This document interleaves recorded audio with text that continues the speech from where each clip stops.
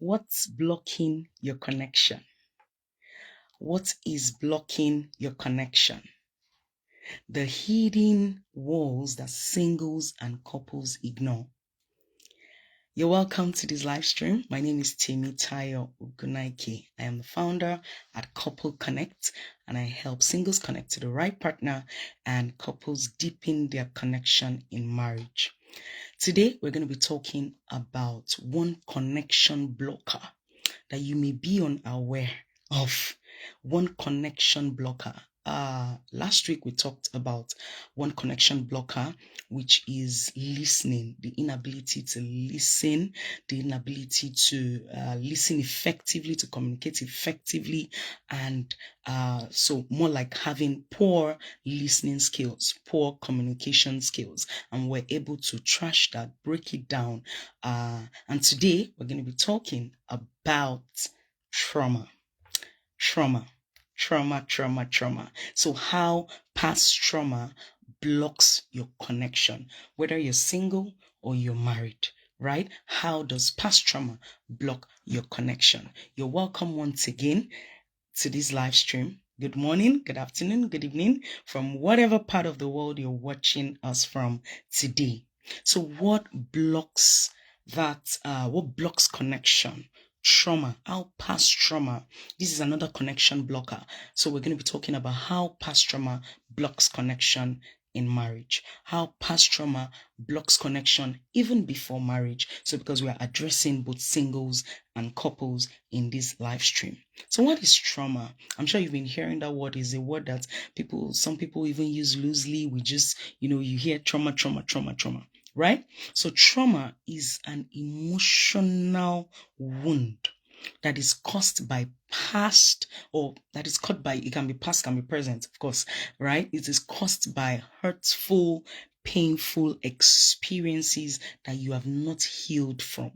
So it is an emotional wound, it's an emotional pain, it's a psychological pain that is caused by painful, hurtful, harmful experiences that you have had, right? And you have not healed from.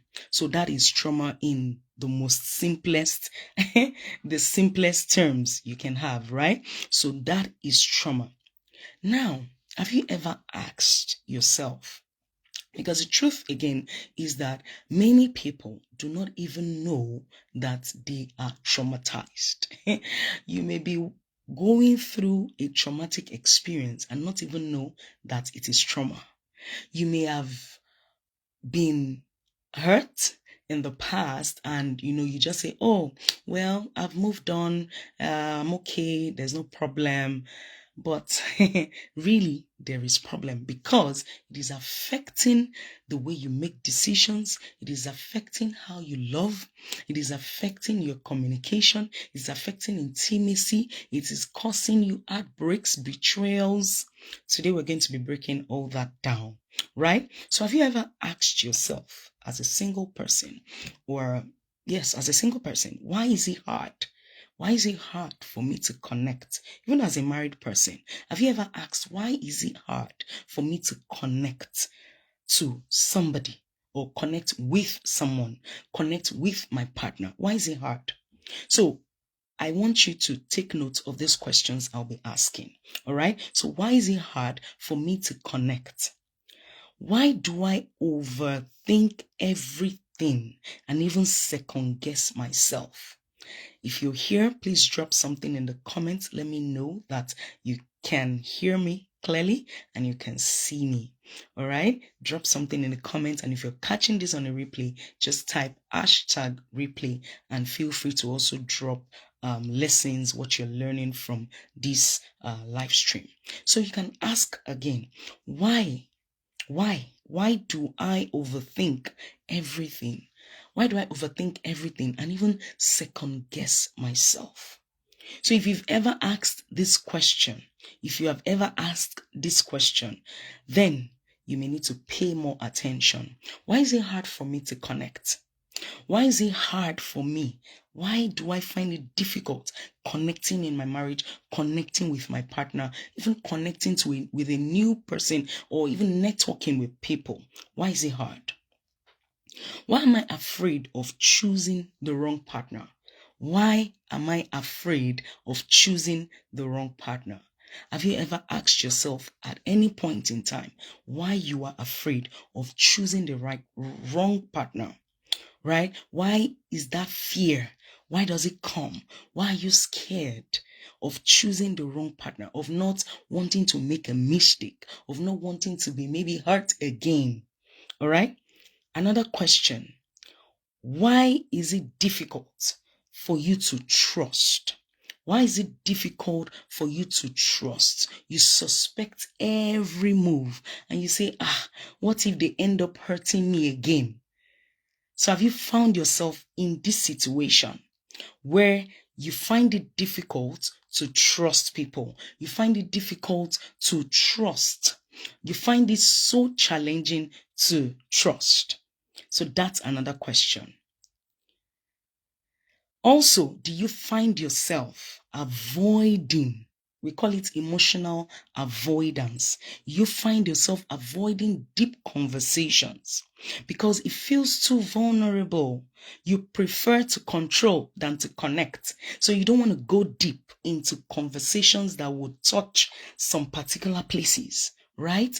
So you find it difficult to go that deep because you feel, I'm going to be too vulnerable here. I don't want to go there. I don't want to go there. If it's on that matter, no, just leave it. I'm not ready. I don't want to go there. So do you find that you are avoiding? Do you find that emotional avoidance something that comes up in your life or in your relationship? Right? So that's another question. Do you sabotage good relationships? Do you sabotage good relationships? So when someone gets so close to you, you push them away. Not because you don't even want love, not because you don't want to connect with them, but because to you, love feels unsafe. To you, love feels unsafe. And it's okay because you may have had some terrible, negative, bad, hurtful experiences in the past, which is affecting your current decisions, which is affecting your current love decisions or even life decisions. So we're talking about trauma. All of these, trauma is what is causing all of this. And so we need to address this. If you have ever found yourself asking any of these questions, then you need to know that it's something that you must pay attention to. In marriage, you react so easily. We find you any small, you're on the edge. You do not relate, you actually react in marriage. That can also be a trauma response. That can be as a result of what you have experienced and have not healed from. In marriage, you shut down easily. You withdraw. Remember we said earlier, we talked about emotional avoidance. You withdraw. You disconnect emotionally, right? So when things get hard, when things get hard, you don't want to talk. When your spouse is getting somewhere, that conversation that we don't always want to have, right? Why is it that you don't want to have that conversation? Right? So why is it that you don't want to have that conversation? You either shut down or you withdraw when those conversations come up. Right? In marriage, you can also get over defensive. So you see some of these behavioral tendencies or traits that seem normal in quotes, that seem okay in quotes, can be laced with trauma. And this is something that you need to pay attention to. So do you defend yourself? I can see comments here. Thank you so much. Thank you very much for joining me. Please keep the comments coming so I know you're following. Thank you so much. So do you over-defend yourself? Do you over-defend yourself when you feel attacked? You feel attacked when no one is fighting you. In fact, this one, I know I used to be in this shoe, Do you over-defend yourself? Before they talk, you have already defended yourself. No, and all.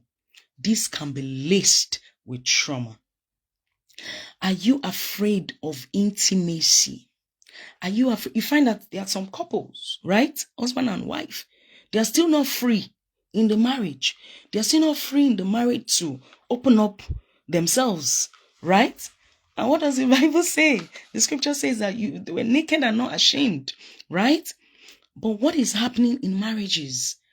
You find that couples cannot open up totally, starting from their minds. Last week I was sharing, I said no, 2 weeks ago, I shared that you find that you can see couples on the bed, but their minds are far apart.